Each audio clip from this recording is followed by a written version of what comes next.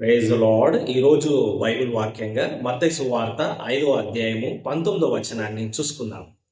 కాబట్టి ఈ ఆజ్ఞలలో మిగులు అల్పమైన యొక్క దానినను మీరి మనుషులకు అలాగున చేయ బోధించువాడెవడో వాడు పరలోక రాజ్యములో మిగుల అల్పుడనబడును.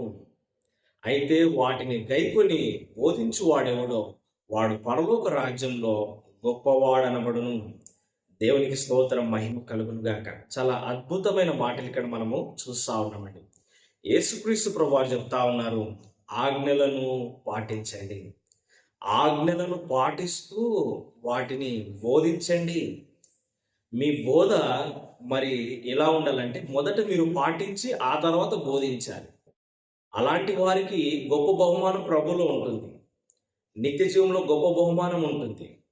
అయితే నువ్వు పాటించకుండా బోధిస్తున్నట్లయితే నీవు అల్పుడు అనబడతావు అన్న వచనాలు ఇక్కడ మనము చూస్తా ఉన్నాం. పాత నిబంధనలో మనకు తెలిసి ధర్మశాస్త్రంలో 10 ఆజ్ఞలు రాయబడిన విషయాలు మనకు తెలుసు. రాతి పలక మీద రాయబడిన విషయాలు మనకు తెలుసు కదండి. నీ దేవుడైన ప్రభుని మనము ప్రేమించాలని, మరి విశ్రాంతి దినం పాటించాలని, నరహత్య చేయొద్దు, దొంగతనాలు చేయొద్దు, వ్యభిచరించొద్దు, పొరుగు వారిని ఆశించొద్దు, మరి తల్లిదండ్రులను సన్మానించాలి. ఈ విధంగా 10 ఆజ్ఞలు మనకు తెలుసు కదండి.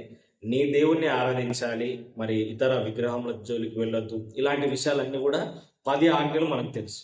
ఇంకా చాలా ఆజ్ఞలు ధర్మశాస్త్రంలో ఉన్నాయి.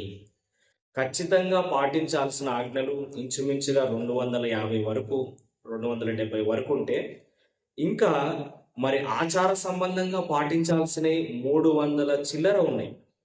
అంటే టోటల్గా 600 కంటే పైచులుకే ఆజ్ఞలు ధర్మశాస్త్రంలోనే ఉన్నాయి.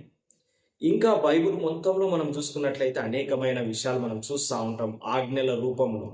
కొత్త నిబంధనలో వచ్చే వరకు యేసుక్రీస్తు ప్రభువారు 2 ఆజ్ఞలు మనకిచ్చినాడు. నీ దేవుడైన ప్రభువుని పూర్ణ హృదయంతో, పూర్ణ మనసుతో, పూర్ణ ఆత్మతో ప్రేమించాలి. అటువలే నిన్ను వలె నీ పొరుగు వారిని కూడా ప్రేమించు. ఈ 2 ఆజ్ఞలు ప్రభు ఇచ్చినాడు.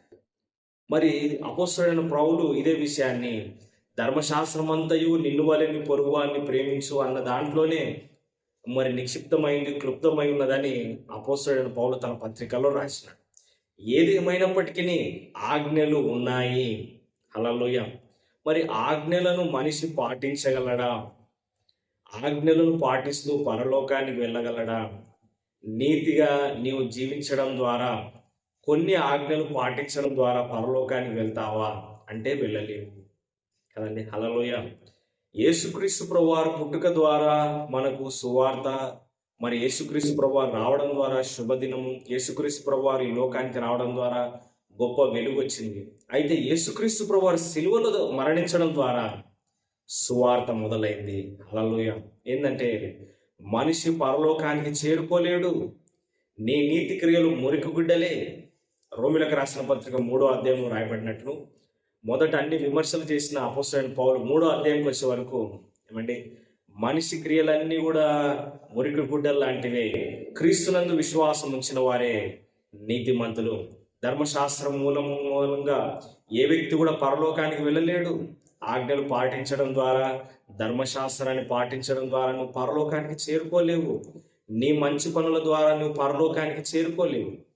అయితే క్రీస్తును నీవు కలిగి ఉండడం ద్వారా, క్రీస్తు యేసునందున్న వారికి ఏ శిక్షా విధియూ లేదు. రోమిలకు రాసిన పత్రిక 8వ అధ్యాయం 1వ వచనంలో ఉన్నట్లు కదండి. మరి రోమిలకు రాసిన పత్రిక 5వ అధ్యాయంలో రాయబడినట్లు ఏమండి, మరి క్రీస్తు ద్వారా మనం నీతిమంతులము, ఇప్పుడు ఆయన రక్తం ద్వారా మనం నీతిమంతులము. ఆమేన్.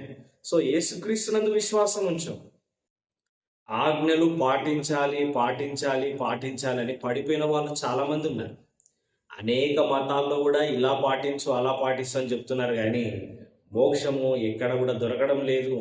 మోక్షం క్రీస్తులో ఉంది. మనిషి పరలోకానికి చేరుకోలేడు. మనిషి క్రియలు దేవుణ్ణి తృప్తిపరచలేవు. క్రీస్తునందు విశ్వాసం ఉంచు. హల్లెలూయా. ఆయనే మన పాపములకు శాంతికరమై ఉన్నాడు. నీ నిమిత్తం ఆయన శిలువలో మరణించినాడు. నీ పాపం నిమిత్తమే మరణించినాడు. ఎప్పుడైతే క్రీస్తుని హృదయంలో చేర్చుకుంటావో నీవు దేవుని కుమారుడవై ఉన్నావు. హల్లెలూయా. బాప్తిజం తీసుకుని ప్రభుకు సాక్షిగా జీవించు. ప్రభు మార్గంలో నడుచుకో. ప్రభుని గురించిన సువార్తను ప్రకటించు. అయితే నేను కొన్ని ఆజ్ఞలు పాటించలేకపోతున్నానండి. ఇక్కడ మాట ఏంటంటే వాటిని గైకొని బోధించి వాడేవాడు అనదు. గైకొని అనే మాట యాంప్లిఫైడ్ బైబిల్లో ప్రాక్టీస్ అంటే అభ్యాసం. అంటే వాక్యాన్ని అభ్యసిస్తూ, ఆజ్ఞలను అభ్యసిస్తూ, ప్రాక్టీస్ చేస్తూ, అభ్యసిస్తూ బోధించు. హల్లెలూయా. అంటే అభ్యాసం వేరు, గైకొనడం వేరు.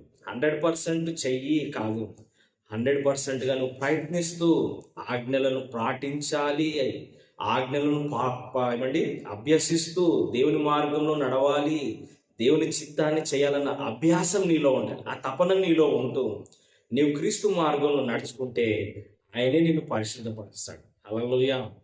లోకంలో బోధించినట్లు కాదండి. మంచి పనులు చేస్తే పరలోకానికి మోక్షానికి వెళ్తావు, చెడ్డ పనులు చేస్తే నరకానికి వెళ్తావు. ఇది కాదు సువార్త. సువార్త ఏంటంటే యేసుక్రీస్తునందు విశ్వాసం ఉంచేవాడు నిత్య జీవం గలవాడు. హల్లెలూయా. నేను పరిశుద్ధులుగా ప్రభువే చేస్తాడు. ఆమె ప్రభు సువార్త ప్రకటించు, క్రీస్తుకు సాక్షిగా జీవించు. ఆయనే నిన్ను రూపాంతరపరుస్తూ ఏమండి నిత్య జీవానికి తీసుకెళ్తాడు. చిన్న ప్రార్థన. పరిశుద్ధుడైన దేవా, ప్రేమగల తండ్రి, మా నీతి క్రియల ద్వారా పరలోకం చేరుకోలేరు. ఆజ్ఞలను పాటించడం ద్వారా ఏ ఒక్కరు కూడా పరలోకానికి చేరుకోలేరు.